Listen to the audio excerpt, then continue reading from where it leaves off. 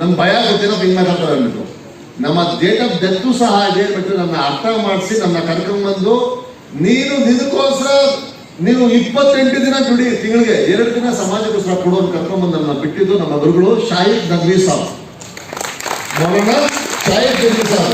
ಅವರ ಮಾತು Maulana Shahid Naqvi Sahab. Divine service forever and for all. आज मुझे पहली बार खुशी हुई है कि हमारा जो सपना था कि हम इंडियन स्टूडेंट हिंदुस्तानी बच्चों के काम करेंगे, उसकी शुरुआत कोलार से हो गई। 60% हमारे बिरादर वतन, 40% हमारे बच्चे आज इस प्रोग्राम में अटेंड कर रहे हैं, बड़ी खुशी भी है। बीएसएफ आप बच्चों के लिए जो सुबह से प्रोग्राम सुन रहे थे और हमारे वधु भी सब इंशाअल्लाह पैगाम पहुंचा देंगे। बीएसएफ का असल मकसद ये है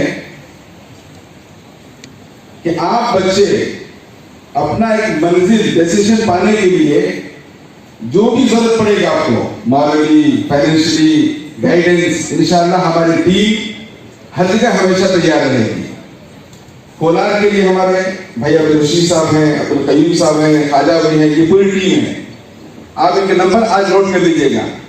आप मंजिल तक पहुंचने तक जब भी कोई जरूरत पड़े आप इनको आवाज दीजिए। इंशाअल्लाह हमारी पूरी सेंट्रल टीम, हमारी टीम 4 डिस्ट्रिक्ट के 18 तालुकों में है, हर जगह इंशाअल्लाह साथ देंगे। तो कोलार के बच्चे आगे बढ़ने की कभी जरूरत पड़े इंशाअल्लाह हम तैयार इसके लिए। दूसरी चीज हमारा एक सपना है कि हम सब मिलकर एक अच्छा भारत बनाएंगे और ये भारत बनने के लिए सबका कंट्रीब्यूशन जरूरी है। पिछले आप 2-3 साल से कर्नाटक में देख रहे हैं कि हमारे स्कूल और कॉलेज के बच्चों को बहुत डिस्टर्ब किया जा रहा है। तो मेरी गुजारिश है खास तौर से पीयूसी के बच्चों के लिए, क्योंकि आपका ये स्टेज बड़ा खतरनाक स्टेज है। क्योंकि आप जिस उम्र को पहुंचे हैं ना, आपकी अपनी जवानी, अपने जरूरियात, दूसरा माँ बाप जिन्होंने आपको 18 साल 16 साल पाल के बड़ा किया है, उनकी तमन्ना है, बहुत से हालात हैं। तो अगर आपने इस टाइम सही फैसला नहीं लिया तो फ्यूचर आपको नुकसान हो जाएगा। तो आपको एक सही फैसला लेना है और आपके स्कूल कॉलेज में ऐसे भी हालात आ जाए, बस आप ही के और हमें पढ़ना है, आगे बढ़ना है। हमारे सारे मुस्लिम बच्चे भी, नॉन मुस्लिम बच्चे भी इंशाल्लाह काम करना है। मैं वालिदैन से गुजारिश करूंगा कि अभी जो बच्चे पीयूसी मुकम्मल कर रहे हैं, बहुत से माँ बाप क्या सोचते हैं नहीं बस हो गया, अभी पढ़ाएंगे आगे, बस हमारा बच्चा 2 पैसा कमा कर जाएगा, ये आपको फैसला गलत है। खाली एक वाक्य में बात खत्म करूंगा। हमारे इस्लाम में एक तकरीबन आज से 1300 साल पहले एक बड़े इस्लामी स्कॉलर जिनका नाम है इब्ने मुखल्लिद, उनके वालिद का इंतकाल हो गया। बच्चा की उम्र 18 साल की थी। अब माँ ने सोचा कि बच्चा बड़ा हो गया, शौहर नहीं है, अब कोई कमाने वाला नहीं, क्या किया जाए। तो माँ ने कहा बेटा बोलो क्या करेंगे। तो बच्चे ने कहा अम्मी आप जिंदगी इस तरह एक 4-5 साल गुजार लो, उसके बाद मैं पूरी जिंदगी आपको दिखाऊंगा। तो उस बच्चे ने मां से कहा ठीक है मैं पढ़ने के लिए जा रहा हूं। पढ़ने के लिए बगदाद गया। जब बगदाद पहुंचा, एक बड़े आलिम थे इमाम अहमद बिन हंबल रहमतुल्लाह अलैह, जिसका मसलन पूरा सऊदी अरब है ना, उन्हीं का है। तो वहां जब पहुंचे तो वहां के जो गवर्नमेंट थे ना, वो गवर्नमेंट की मंशा क्या था, ज्यादा लोग नहीं पढ़ना। जैसे आजकल हालात है ना, हमारे बच्चे पढ़ लिए तो ये फॉरवर्ड हो जाएंगे, इसलिए चाहते हैं कि रूल करना तो लोगों को जाहिल लगना। तो कानून पास किया। अहमद हंबल जो बड़े आलिम थे, वो मस्जिद को नहीं आना, उनसे पढ़ना नहीं। तो खैर बेचारे गए, सुबह से दोपहर तक काम करते, उसके बाद 2-3 घंटे कहीं पढ़ लेते। जब उनके घर को पहुंचे कि मेरी माँ अकेले मेरे वतन में है, मुश्किल दिन गुजार रही है, मैं कुछ सीखने के आया हूँ, क्या आप मुझे सिखा सकते हैं। उन्होंने कहा नहीं, असल में बादशाह ने पाबंदी लगा दी है कि मेरे पास कोई पढ़ने नहीं आ सकता, लेकिन एक एम्बिशन, एक ख्वाहिश थी मैं पढ़ूंगा। तो तरतीब क्या बताई, देखो उस्ताद शागिर्द ने उनसे क्या काम करो, दोपहर को सब लोग घरों में सो जाते हैं, तुम तकरीबन 12 साढ़े 12 मेरे घर के पास आना, एक भीख मांगने के थैला सा बचना, भीख मांगने का। तुम मेरे दरवाजे पे खड़े हो जाना, क्या बोलना, अल्लाह के नाम पे दे दो, अल्लाह के नाम पे दे दो।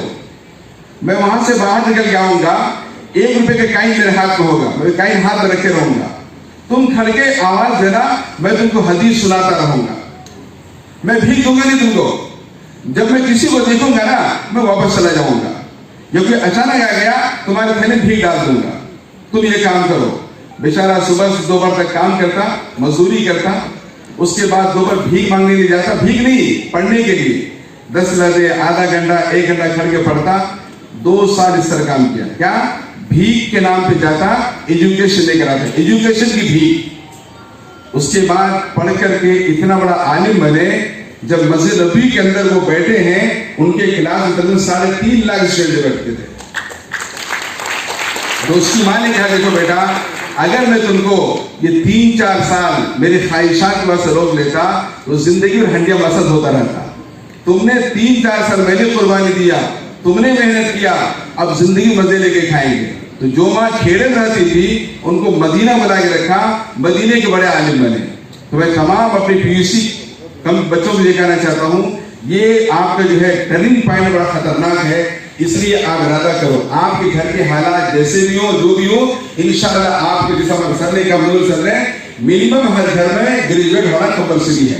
उसके लिए अलग DSF टीम हमारे हर जोन में, खाल कोलार में, आप तमाम बच्चे, चाहे वो किसी कास्ट किसी धर्म का हो, आपको अपनी तालीम पूरी करने में कोई दुश्वारी हो, ये 3-4 नाम में लेके ठीक है, आप इनके फोन नंबर दे लीजिएगा, फोन कीजिए, इंशाल्लाह टीम हाजिर होगी। जब तक आप मंजिल पे नहीं पहुंचे, वहां पे हाथ छोड़ने वाले नहीं है। बस अल्लाह से दुआ फरमाए, अल्लाह ताला हमारी टीम को हिम्मत दे और आज की प्रोग्राम अल्लाह ताला कबूल फरमाए। अस्सलाम वालेकुम। ಥ್ಯಾಂಕ್ ಯು ಮೌಲಾನ ಅವರು ಹೇಳ್ತಾರೆ, ಬಹಳ ಅರ್ಥ ಆಯ್ತು ಮಾತಲ್ಲಿ. ಅಂದ್ರೆ ನೋಡಿ, ಎಲ್ಲ ಮಕ್ಕಳು ಸ್ವಲ್ಪ ಗಮನಿಸಿದ್ರೆ ಕನ್ನಡದಲ್ಲಿ ಹೇಳ್ತೀವಿ ಅಂತ ನಾನು. SLC ಆಯಿತು, PUC 2 ವರ್ಷ, 4 ವರ್ಷ ಡಿಗ್ರಿ, ಕರೆಕ್ಟಾ? ಅಂದ್ರೆ ಒಂದು 5 ವರ್ಷ ಜೀವನದಲ್ಲಿ ಎಲ್ಲ ನಿಮ್ಮ ಚಟಗಳಿದೆಲ್ಲ ಅದೆಲ್ಲ ಬಿಡ್ರಿ. 5 ವರ್ಷ ಎಲ್ಲ ತ್ಯಾಗ ಮಾಡಿ, 5 ವರ್ಷ ಎಲ್ಲ ಮರೀರಿ, ಬರೀ ಓದಿ 60 ವರ್ಷ ಮಜಾ ಮಾಡಿ. 5 ವರ್ಷ ಓದಿ 60 ವರ್ಷ ಮಜಾ ಮಾಡಿ. ಇಲ್ಲ 5 ವರ್ಷ ಎಲ್ಲ ಮಜಾ ಮಾಡಿ, 60 ವರ್ಷ ದಿನ ಆಗುತ್ತೆ. 5-6 साल खेलो, तुम्हारे अम्मी के खिलाफ, तुम्हारे अब्बा के खिलाफ, टीचर के खिलाफ, क्या क्या होना करो. ಈಗ ಹಬ್ಬ ಬಂದ್ರೆ 1 ವಾರ ರಜೆ ಹಾಕಿ, ಮದುವೆ ಆದ್ರೆ 1 ವಾರ ರಜೆ ಹಾಕಿ, ಓದೋ ಮಕ್ಕಳು ಗ್ಯಾರಂಟಿ ನಿನ್ನ ದೇವರು ಬಂದು ನಿನ್ನ ಕಾಪಾಡಕ್ಕಾಗಲ್ಲ, ಹಾಳಾಗುತ್ತೆ.